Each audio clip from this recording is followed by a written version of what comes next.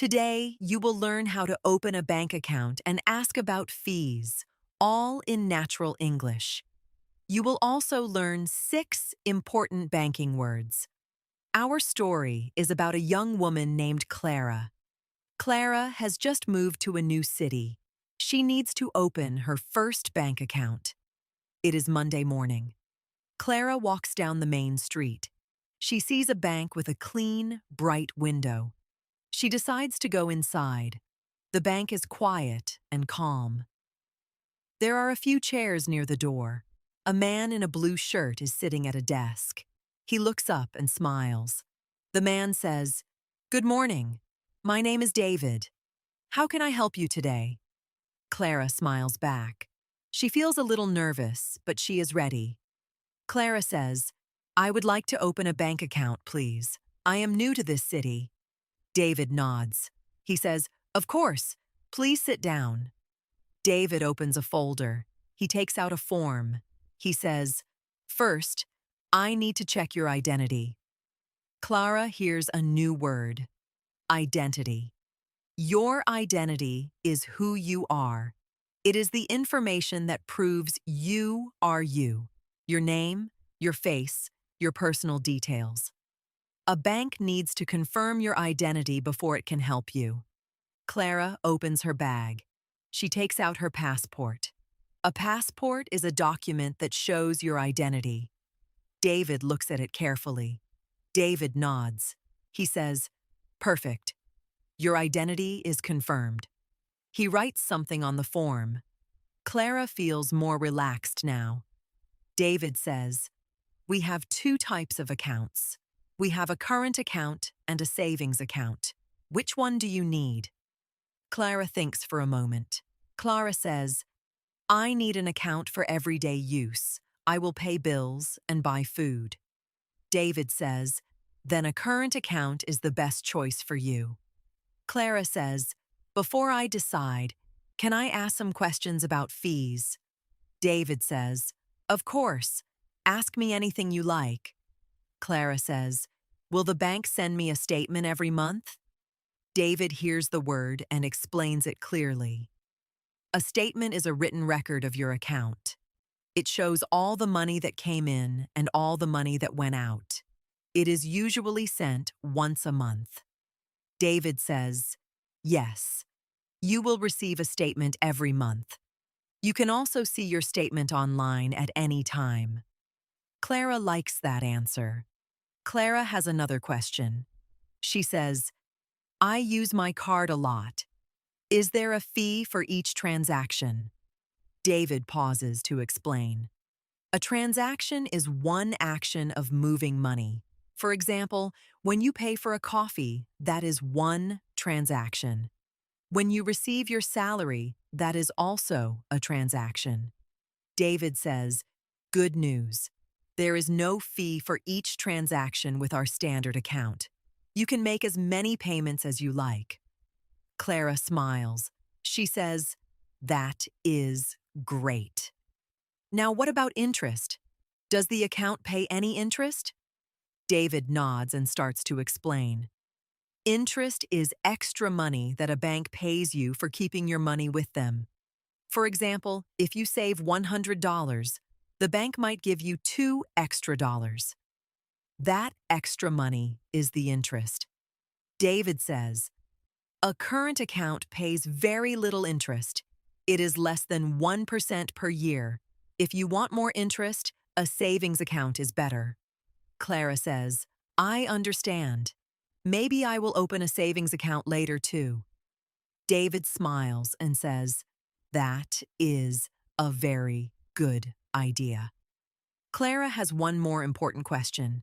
She says, "What about making a withdrawal? Is there a fee for that?" David looks at his screen. A withdrawal is when you take money out of your account. For example, when you use an ATM to get cash, that is a withdrawal. Taking money out of the bank is always called a withdrawal. David says, "If you use our bank's ATM, there is no fee for a withdrawal. But if you use another bank's ATM, there is a small fee." Clara says, "How much is that fee?" David checks his computer. He says, "It is $2 per withdrawal at a different bank's ATM." Clara nods. She says, "That is not too bad. I will try to use this bank's ATMs." David smiles and says, "That is a smart choice." Then Clara thinks of something important. She says, "What happens if I spend more money than I have in my account? Is there a penalty?" David leans forward. David says, "That is called an overdraft. It is important to understand." Clara listens carefully. She wants to understand this word. An overdraft happens when you take out more money than you have in your account. Imagine you have $50, but you spend $60. The extra $10 is your overdraft. The bank lends you that money, but it usually costs a fee. David says, "If you have an overdraft, we charge a fee of $15. We also charge interest on the amount you owe." Clara writes this down in her notebook. Clara says, "So I should always make sure I have enough money in my account before I spend." David says, "Exactly. That is very wise." Clara says, "Is there a monthly fee for the account itself?" David says, "Yes. There is a $5 monthly fee, but we do not charge it if your balance is above $200. Clara thinks.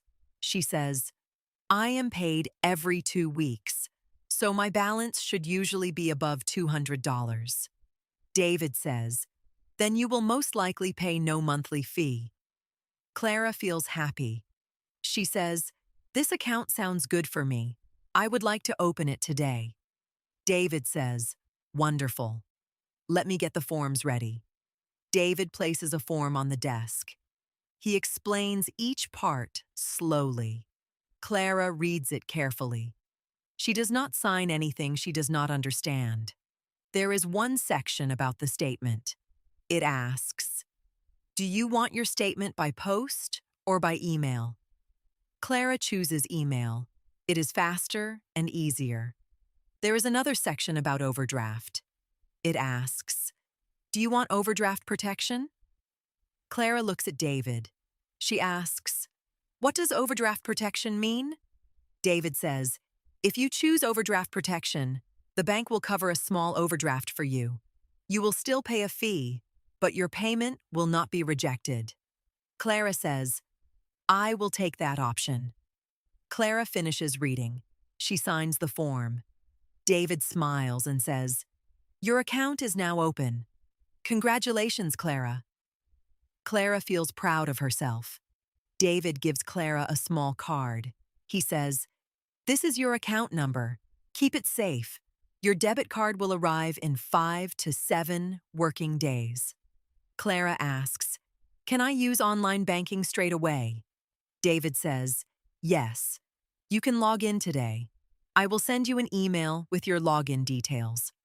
Clara stands up and shakes David's hand. She says, "Thank you so much. You explained everything very clearly." David says, "It was my pleasure. Have a great day."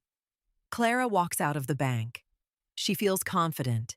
She spoke English well. She asked important questions. She understood the answers. That evening, Clara logs into her new account. She can see her balance. She can see her transactions.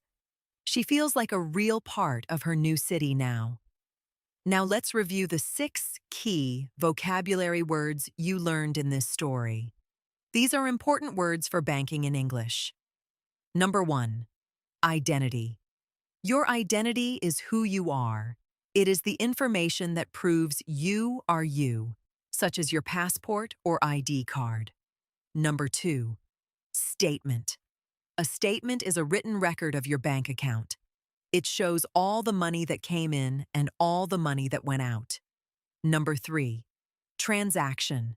A transaction is one action of moving money. Paying for lunch is a transaction. Receiving your salary is also a transaction.